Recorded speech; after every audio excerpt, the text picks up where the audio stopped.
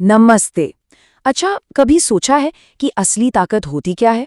क्या वो हथियारों में है, सेना में है, या फिर मन की शांति और सच्चाई में? आइए, आज एक बहुत पुरानी भारतीय कहानी के जरिए इसी गहरे सवाल को समझने की कोशिश करते हैं। ये कहानी है एक बहुत शक्तिशाली राजा और एक शांत ऋषि के टकराव की, जो हमें बल के सही मतलब पर दोबारा सोचने को मजबूर कर देगी। तो ये पूरी कहानी ना दो तरह की ताकतों के टकराव की है।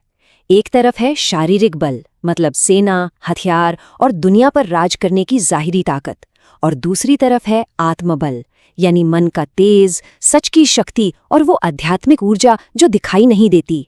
देखते हैं जब ये दोनों ताकतें आमने सामने आती हैं तो क्या होता है। तो चलिए, सबसे पहले मिलते हैं इस कहानी के एक मुख्य किरदार से, राजा विश्वामित्र।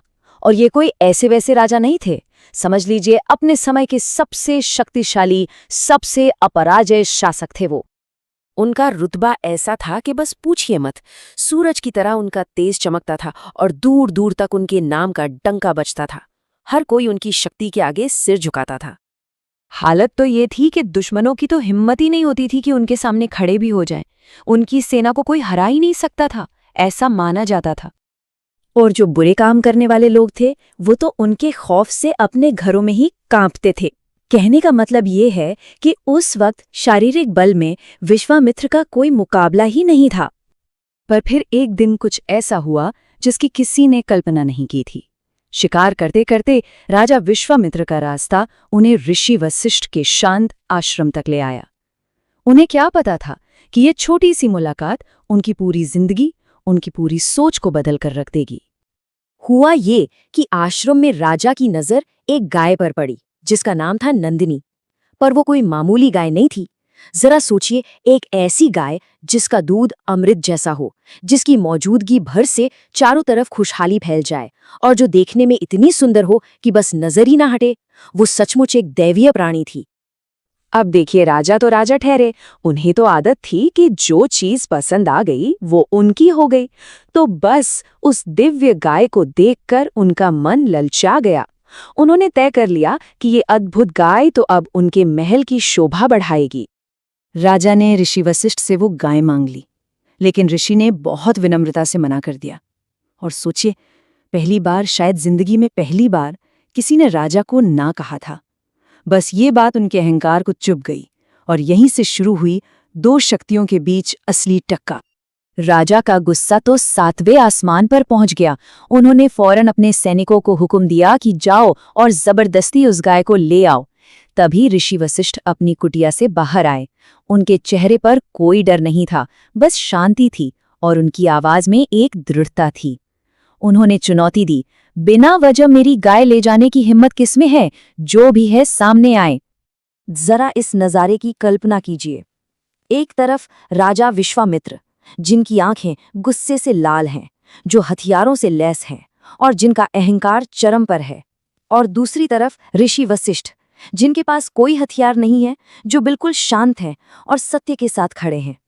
ये बाहरी ताकत और भीतरी शक्ति का सीधा मुकाबला था। और फिर जो हुआ, उसकी तो किसी ने कल्पना भी नहीं की थी। उस एक निहत्थे ऋषि के आत्मतेज के सामने राजा की इतनी बड़ी सेना, इतने शक्तिशाली सैनिक, सबके सब जैसे पत्थर के बन गए। उनकी सारी ताकत, सारा साहस जैसे हवा हो गया। एक कदम भी आगे बढ़ाने की हिम्मत नहीं हुई किसी में। अब ये हार विश्वामित्र के लिए सिर्फ एक हार नहीं थी, ये एक बहुत बड़ा झटका था। लेकिन कभी कभी ना, ऐसे ही झटके हमें सबसे बड़ी सच्चाई सिखा जाते हैं। वो सोचने पर मजबूर हो गए कि आखिर ये हुआ क्या? मेरी इतनी बड़ी शक्ति एक निहत्थे साधु के सामने कैसे फेल हो गई? उनके दिमाग में बस एक ही सवाल घूम रहा था कि असली ताकत कौन सी है, श्रेष्ठ कौन है, मेरा शस्त्रों और सेना का बल या फिर इस ऋषि का आत्मबल? और जब उन्होंने इस पर गहराई से सोचा तो उन्हें बात समझ में आई। उन्हें एहसास हुआ कि ये जो दौलत है, ये जो सेना है, शरीर की ताकत है, ये सब तो एक छलावा है। आज है, कल नहीं। असली ताकत जो हमेशा साथ रहती है, वो तो आत्मा की शक्ति है, आत्मबल। और यही वो ताकत है जो इंसान को असल में महान बनाती है, दुनिया में भी और अध्यात्म में भी। और बस इस एक एहसास ने विश्वामित्र की जिंदगी की दिशा ही बदल दी। उन्होंने एक ऐसा फैसला लिया जिसकी कोई कल्पना भी नहीं कर सकता था, खासकर एक इतने बड़े राजा से। उन्होंने एक नया रास्ता चुना। सबसे पहले तो उन्होंने ये तय कर लिया कि अब उन्हें दुनिया की नहीं बल्कि आत्मा की शक्ति चाहिए। इसके लिए उन्होंने सब कुछ त्याग दिया, अपना राजपाट, अपनी शान शौकत, सब कुछ। और फिर वो निकल पड़े कठोर तपस्या के रास्ते पर।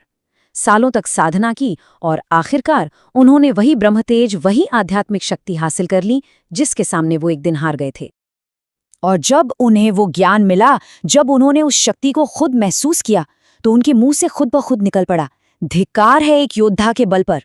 असली बल तो ब्रह्मतेज ही है। और यही इस पूरी कहानी का निचोड़ है। और यही पूरी कहानी का सार इस एक शक्तिशाली श्लोक में छिपा है। धिक बलम क्षत्रिय बलम ब्रह्म तेज बलम बलम। ये कहानी हमें एक गहरे सवाल के साथ छोड़ जाती है कि हम सब अपनी जिंदगी में किस ताकत के पीछे भाग रहे हैं। बाहरी दुनिया की वो शक्ति जो आज है कल नहीं, या अपने अंदर की वो स्थायी शक्ति जो हमेशा हमारा साथ देती है। इसी सोच के साथ आज की ये चर्चा यहीं समाप्त करते हैं। नमस्ते।